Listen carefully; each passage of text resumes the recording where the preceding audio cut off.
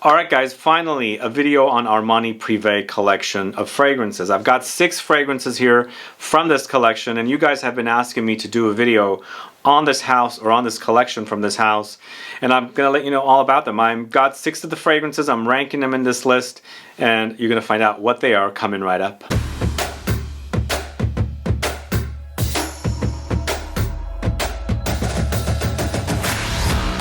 Thanks so much for tuning in. This is Sebastian with Smelling Great Fragrance Reviews. Yes, it's all about Armani Prive fragrances today from the House of Armani. And the reason I had stayed away from this collection is because I was not a big fan of Armani fragrances, especially from the signature line.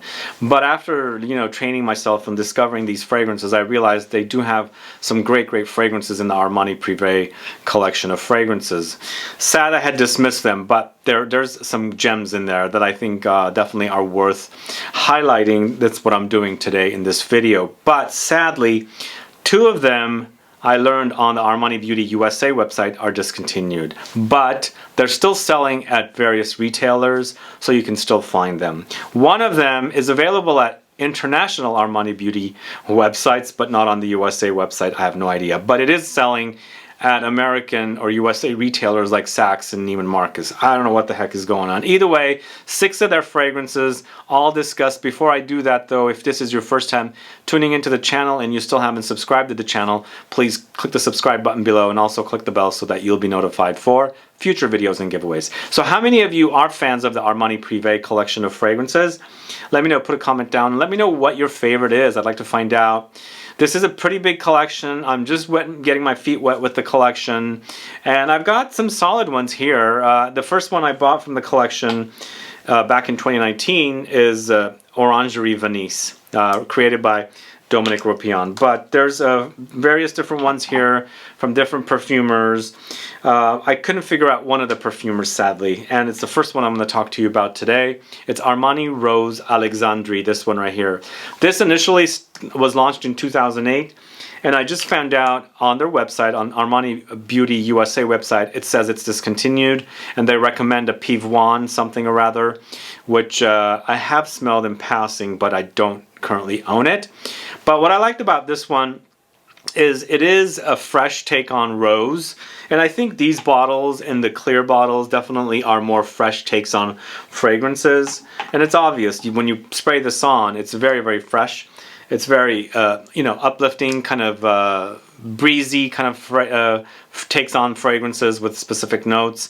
And this says Armani Rose Alexandrie, so it's focused on rose, but this has rose, Neroli, Mimosa, Mandarin orange, Bergamot. So mostly it's a rose and Neroli combo, but you have some powdery touch with that. A Mimosa note adds a very kind of a sugary, honeyed kind of a take on this yellow flower. And then of course you got this kind of a sweet Mandarin orange note along with Bergamot. It's a great wear. It's a fresh wear. It's enjoyable. It's perfect, when it's warm outside and you like the idea of wearing fresher fragrances. But definitely keep in mind, this does get a powdery from that mimosa note, but it doesn't bother me. Some people, I think, have some issues with powdery fragrances in the heat, but I don't. I think it's a great scent. Sad it's discontinued. I don't know who the perfumer is. I'd like to find out.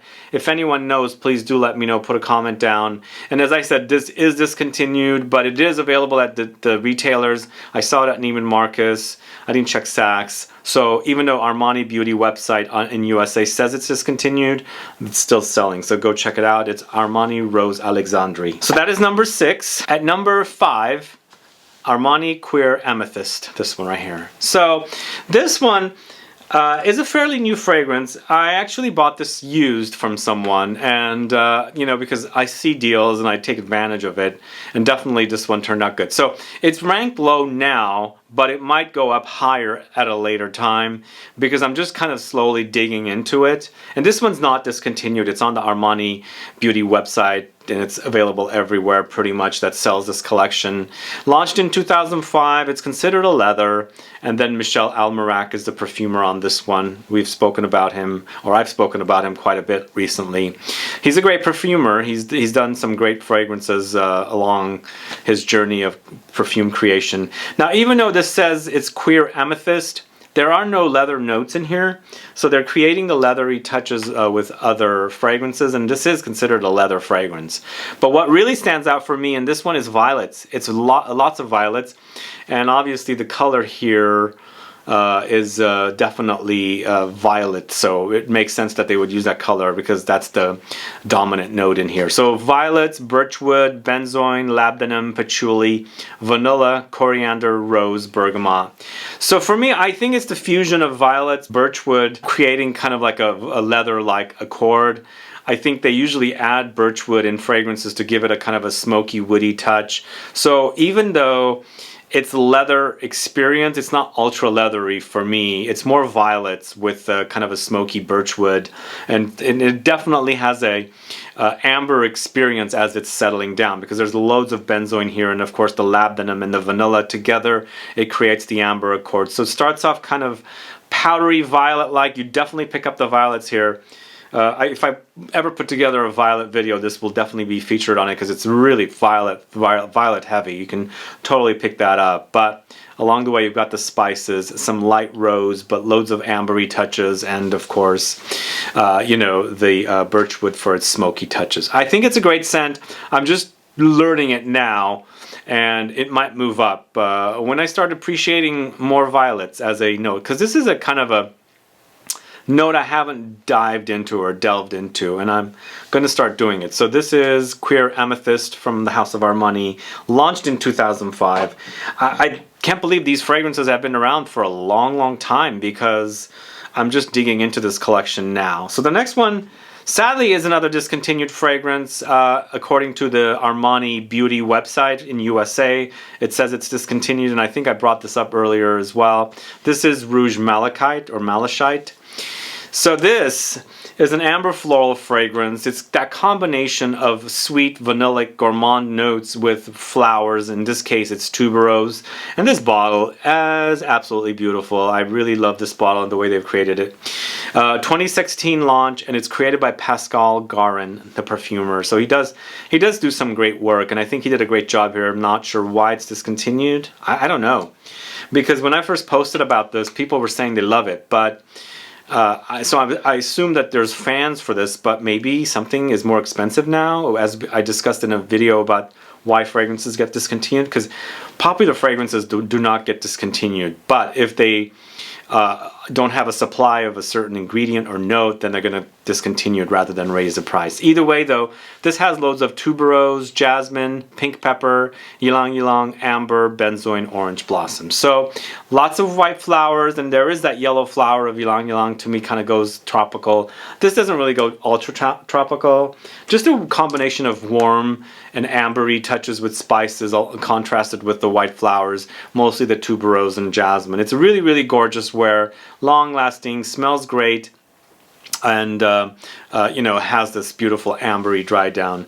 If you don't know this, do check it out. As I said, I did see it at retailers still, but the Armani Beauty website says it's discontinued. That's the USA website. I haven't checked this on any other websites, so check, maybe it's not discontinued everywhere. But either way, I think this is a solid release. Rouge Malachite from the House of Armani in the Prive collection. So at number 3, I am going with Orangerie Venise, this one right here. So this is my very first purchase in this collection, and now I have a total of 6, 2 discontinued, go figure. But this I fell in love with in the south of France because I was at a perfume shop and I smelled it. I was like, wow, that's great. I immediately looked it up on my phone to see who created it, all that good stuff. Turned out it was a favorite perfumer of mine, Dominic Ropian, and it's actually a really, really great fragrance. He did a great job with this one. It's not like anything that I've never smelled before, but it is really a great smelling fragrance. It's created in 2019. It's a citrus floral fragrance, and Dominique Ropion is the perfumer, and it features notes of bitter orange, neroli, citruses, ambroxan, bouchou, oak moss, bergamot, and cedar.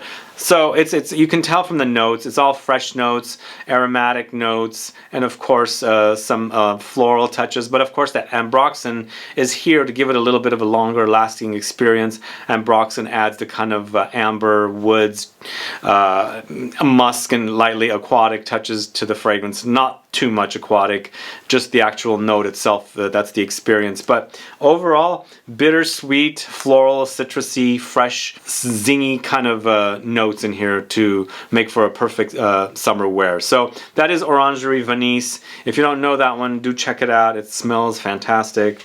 It's very, very fresh and very, very refreshing. So the next one I'm going to talk to you about is this one. Musc Shamal. So this is the fragrance that I could not find in the USA Armani Beauty website. It is selling at Neiman Marcus, Saks, and places like that. It's not on that Armani USA website, the beauty website. It is on other Armani Beauty websites such as Australia, because I found it there. Not sure why it's not on the USA website. Maybe they're just completely out. Maybe it's not sold here. I don't know. Weird. But really, really a great scent. It's my number 2 from this collection. Musc Shamal to me smells like baby powder. If you like the idea of baby powder in a fragrance, you've got to get your nose on this because it's very, very cozy. Baby powder has a very cozy smell, and I like that in here. It smells really, really great. This is considered a woody floral amber. It does have ambery touches when it's drying down. Kind of dries down to an amber, but it's all woods, floral touches, and very, very powdery. Launched in 2019, created by Julie Massé. Musk, rose, vanilla, jasmine, norinol, which is basically aldehydes. So there is that kind of aldehydic touch in here, kind of like zingy, kind of sparkling effervescence and uplifting, kind of gives it a lift. So even though it's very, very powdery, you've got that lift in here because there's an airy quality about it. But you experience the rose a little bit, but it's all very, very powdery. To me, as I said, it reminds me of baby powder. If you like the idea of wearing baby powder, I find the smell of baby powder to be very cozy. I don't know what it is about it. There is something milky about the smell of baby powder. Milk is cozy to me, so maybe that's the association I have. But it's a really, really yummy fragrance. Just very, very baby powder-like. It's a musk after all. Musks tend to be powdery, but they have amped up the powder in here to make it an overdose of powderiness, and that's why I feel like it's reminding me of baby powder. So either way, Musc Shamal 2019 launch, it's at number 2. And I think my number 1 probably seems to be one of the most popular in this collection. People bring it up all the time. It's Rose d'Arabie. So Rose d'Arabie is 2010 launch. It's created by Marie Salamagna. We know about her, but I've been speaking about her fragrances or her creations, and she's done a great job with this one. But I do have to say, if you like fragrances like Gold Rose Oud from Tiziana Terenzi, Black Oud from Montal, you probably do not need this one. But if you want something similar, you have the budget for it, go for it, because I think it's a very luxury edition of something like that. Although it will be very similar to the other fragrances, and this has a great longevity for eau de parfum as well, as I've been testing it out. But this is considered a woody floral, amber floral. It's got rose, oud, saffron, patchouli, and amber, and to me it smells fantastic. It's just a great combination of notes that work beautifully together, and in this case rose, oud, patchouli, but the saffron adds the spiciness to it, a light leathery touch to it, and then of course it settles to an amber. A gorgeous, gorgeous fragrance, intense experience. I think that's the reason why this one has fans. People like it because it smells great, you know?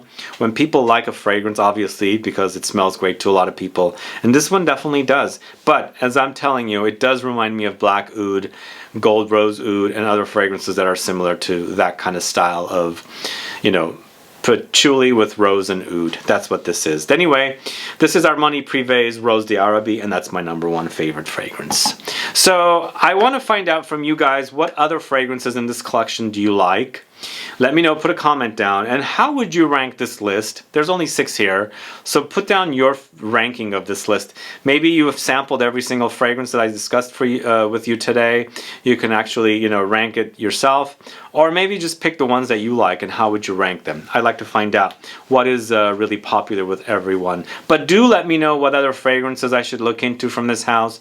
They are not as inexpensive as something like a Dior Privé collection. I find that those to be a little more valued. These are more expensive for sure. So they might not have as much of a hype as the Dior Privé collection of fragrances, because those go for $350 for a 250 ml. These are like $100, and they could be anywhere in the price range of $150 to $400 for 100 ml. So these are definitely pricier, but I'm sure there's fans out there, so please let me know your favorites so I can take note and look up other fragrances in the future. Anyway guys, thanks so much for watching today's video on my favorite Armani Privé fragrances. If you have any questions or comments, please list below. Please like this video, please share it, follow me on Facebook, Twitter, and Instagram, and I'll be back with more videos very soon. Have a good one. Bye now.